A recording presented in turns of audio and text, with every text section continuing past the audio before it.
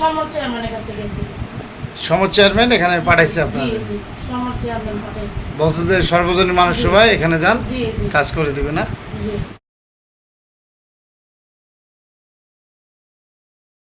ফুলবাড়িয়া রাজাঘাট। ফুলবাড়িয়া রাজাঘাট। কি সমস্যা ছিল আপনার স্ত্রীর? স্ত্রীর পেটের বাচ্চা নষ্ট হয়ে গেছে। তারপর কোথায় গেছিলেন? তারপরে সুপার মেডিকেলে গেছে। সুপারে গেছিলেন? ছিল থানা সরকারি মেডিকেলে।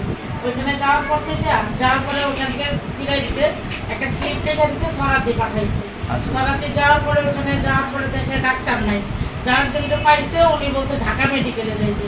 তো ঢাকা একটা বাইজে গেছে দেখে আর যাওয়া সম্ভব হয়নি। তো চলে আসছে। আমাকে যেহেতু সরাতে কোনো ডাক্তার পাইনি, তাহলে ঢাকায় যে পাবো তার কোনো গ্যারান্টি নেই। তো ভাবছে যে সকালে যাব। সকালে যাওয়ার পরে সবাই বলে তাহলে সুপারে নিয়ে যাও। ওইখানে এক ভাবি আছে, কয় ওইখানে গেলে চিনা জানা আছে, কিছু কম টাকা দিয়ে করাই দিবে। যে আলতা টালতা করাইছে, 1800 টাকা নিয়েছে। আলতা, রক্ত পরীক্ষা সব করছে। এখানে এই ঠিকানা পেলেন কিভাবে? সমর চেয়ারম্যানের কাছে গেছি। সমর চেয়ারম্যান এখানে পাঠাইছে জি আপনাদের? জি, সমর চেয়ারম্যান পাঠাইছে। বলছে যে সর্বজনীন মানুষ সবাই এখানে যান, জি জি কাজ করে দিবে না?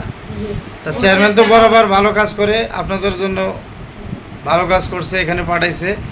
এখানে ওই গরিব মানুষ, ইতিম অসহায় সবার জন্য ফ্রি কাজ করা হয়। হ্যাঁ, চেয়ারম্যান সমাজের জন্য একটু দোয়া টোয়া করবেন সবাই। জি, ইনশাআল্লাহ। আর আমাদের সভাপতি হাফিজা আক্তার সাথী, এই প্রতিষ্ঠাতা, ওর জন্য দোয়া করবেন যেন আপনাদের মতো সবাই ফ্রি কাজ করাই দিতে পারে।